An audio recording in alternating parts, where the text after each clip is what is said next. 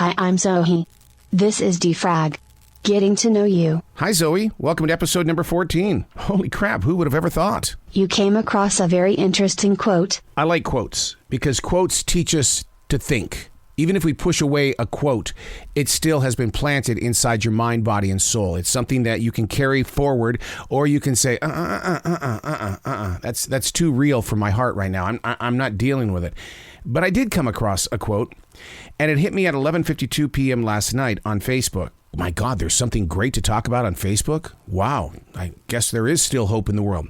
But anyway, the quote was, there are two times that you die. The first time is when you leave the planet, and the second time is the last person who knew you who passes away. I sat there at 11:52 p.m. last night, and I went, well, that's touching. That I never thought of such a thing. It really got inside my heart, and it didn't churn it. It didn't create a storm. It actually gave me peace. And so I had to think about that, and I had to preserve that thought, only because living in that moment of now, I tried to write it out, but I only put the quote down because I wanted it to basically ferment. What does it mean to ferment? Why is it so important to a thinker as well as a writer? Fermenting is an aroism. In other words, it's something that came to me while I was writing, and I set it aside, and I didn't come back to it because I didn't want the writer to be the judger. I wanted to come back as the reader. So I ferment a lot of my writing. And in a process of fermenting, you're physically letting go of that true connection to your soul. And what I didn't want to do in that moment when I heard that quote about that you die twice is that I didn't want stream thinking to take that thought and break it down to the point to where I no longer believe that thought. I was moved by it. I was physically in a place where I went, huh. And we don't preserve enough of those moments. And if we do kind of bump into them every now and then, it's pretty much just shoved to the side. And it's like, well, I heard something the other day. I don't remember it. So I wanted to ferment it. So I took it from my Frag journal, and I put it inside my morning journal. And really, in all honesty, it is the very first time, I think the very first time ever, that the defragger at night has made an appearance in my morning journals, because you can even tell it by the way that he writes that, it's scribbling. And I think it's because I'm tired, because I've gone through a long day and my hands are tired. And so it just looks like Dr. Scribbles. But fermenting, as we defrag this, and I want to break this down for you because I want you to understand that defragging is the opportunity to break things down, to understand what you're going through and moving through in your personal life. And if we spent more time defragging something that made you go, it would give you answers that you think you're going to find on Google or inside of a magazine or book. But the thing is that fermenting means I can go back to it. But when I go back to it, the reader gets it first, not the writer. The writer comes in after the reader goes, again. You see what I mean? The quote, it isn't brand new to the world. It's brand new to me, but you're right. It's not brand new to the world. It was actually the Egyptians that believed that we all die twice. Once when you take your final breath, and then again the last time someone says your name. They believe that your spirit lives on as long as people kept remembering you. And that is so important. And that might be one of the reasons why it touched me so deeply at 11:52 p.m. last night.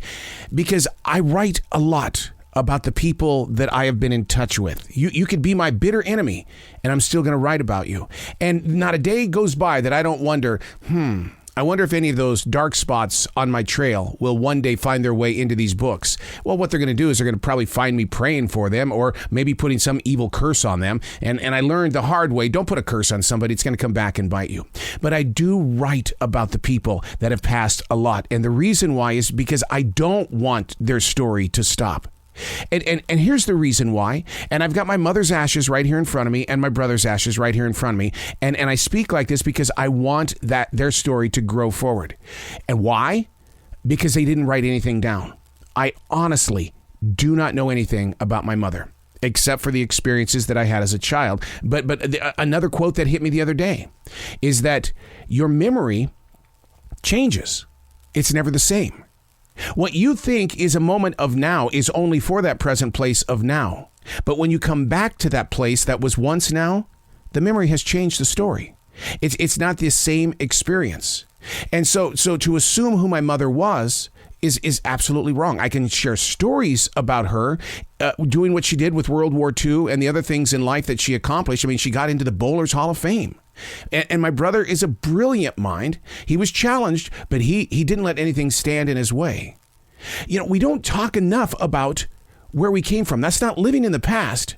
That's understanding why you are in the present. I know nothing about my real father. My real father left us when I was 3 years old. I know nothing about him. I could sit down with my half-sister, who I have several times, and I could ask her questions about what her experiences were. But I sit there and I just kind of shake my head going, I've got no clue. So when I take that quote about that you live or you die twice, what happens is that I want to argue with it. And the reason why I want to argue with it is because I don't want anybody to stop speaking about anybody in their family. And I wrote this morning, and I tried to have a response through it, through stream thinking, in the way of how many people today who are in their mid-40s or 50s are talking to their kids about their great-grandparents. I didn't know them. So I guess they died, right? That's kind of morbid. Why is storytelling so important to you? I guess maybe it's because I'm tired of a false world getting more attention than the real world. I mean, how many times do we have to see a Batman movie or see Iron Man or see characters on a screen brought to life by Bruce Willis or even Johnny Depp, and we put more interest in their storyline than our own storyline? And really all it takes is just, even if you use your thumbs to text a message into your notebook and just share the story. I mean, that's all I'm trying to do. And I don't know why I was born a writer. I just know that I've heard the calling, and that part of that calling is, yeah, I'm going to give it to you, but you're going to have to spend the rest of your life teaching it to others. And it's like, no, because they're not going to understand me. They're already making fun of me because I've always got a pen in my hand. Why would I do that? Because the idea is to share the story. And how many times, and I want to ask you this very personally, how many people don't you know in your life? Maybe you had dinner with them a few hundred times, but do you really know them? Do you know their story? Did you listen? Or was it all about what was going on with the latest March Madness game or something that was happening in a Marvel movie and things like that? Did you ever really get to know the person? And that's really sad, because there are a lot of people of fame who have taken their lives. And this is the part that really cringes in my heart. Those that were close to them, I've heard them say it. I didn't know. I just didn't know. Even you don't understand your daily writing. Your first 2 books didn't sell. You know, I'm not even going to say ouch. I know my truth. I know they didn't sell. But the thing is, I heard something in my heart, and I put those 2 books together. I'm up to 7 books now. I'm always going to write books. And if you truly sit down with authors like I do, and I'm blessed to have that opportunity with, there are authors that have written 13, 14, 15 books before their first one ever took off. So, you know, there's no reason to take a pot shot. No, I don't understand my writing. I just show up and allow the universe to move through me, and then I defrag what is going on. And that's all I want to do. Is I want you to take a thought that just all of a sudden comes to you and just break it down to understand it. Why did it come to you? How are you going to activate it? Do you have to activate it today? Are we going to wait a week? How are you going to remember it in this society where there's so much content that we can't remember what even day of the week it is? And I even looked that up this past week, and it's completely natural that we don't know what day of the week it is. But if you don't know how you got where you are, now we have a problem. And as a writer and as a defragger, I went, wait a second. If we don't know how we got where we are, that's a problem? Okay, well, as a society, as a generation, I'm not really sure a lot of us understand how we got where we are and what we're going to do with what we already have, because we have to pass this forward eventually. But what kind of a mess are we giving to the rest? You have to think about things like that. And defragging it might seem like a lot of weight, but let me tell you something. Once it's off your chest, oh my God, it's a brand new day. Defrag our talk today. What's the message? I think it's one of those easy things. Don't throw away quotes. And I believe inside my heart that the people who originally came up with these quotes were blown away by the quote when it came into their heart. And how it got there, we don't know, because it wasn't written. but don't throw away quotes. They come to you at oddball times because obviously something is trying to reach you. And through that quote, you're going to have a moment. And in that moment, you found a place of escape. But it only lasted a split second. We are in changing times in this modern age. And the thing is that we don't know where we're growing. I had a quote yesterday on the show. It was kind of haunting and probably morbid, like you said, Zoe. And it was that really, if we don't write about what's going on now, we may not have a now tomorrow. Look at the state of the world. Your right now could be over with. It wasn't in your hands. Because, I'm praying for the people of Ukraine. I'm also praying for the lost and the trapped and the brainwashed people of Russia.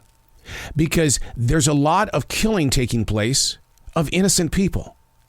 All they did was wake up to see what they're seeing.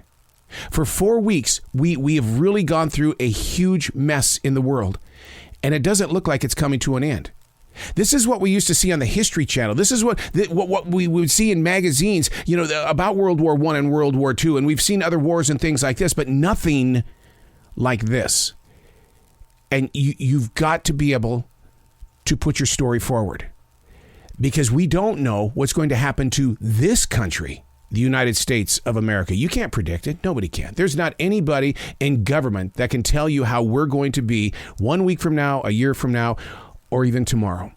And I think that, when you bump into a quote like "you die twice," it's one of those things where you go, well, how long will it take for the second death?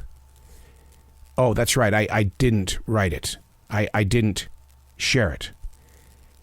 Maybe. I don't know. Maybe. That's all we hold is a maybe. That's what my mom used to say all the time. Mom, is this going to happen? Maybe. Mom, why did this happen? I don't know. Maybe if you did this. We're on a maybe. Think about this. It's heavy duty stuff. That's why I defrag. Because when you defrag, you break it down. You break it down and you learn to understand your place in your own heart.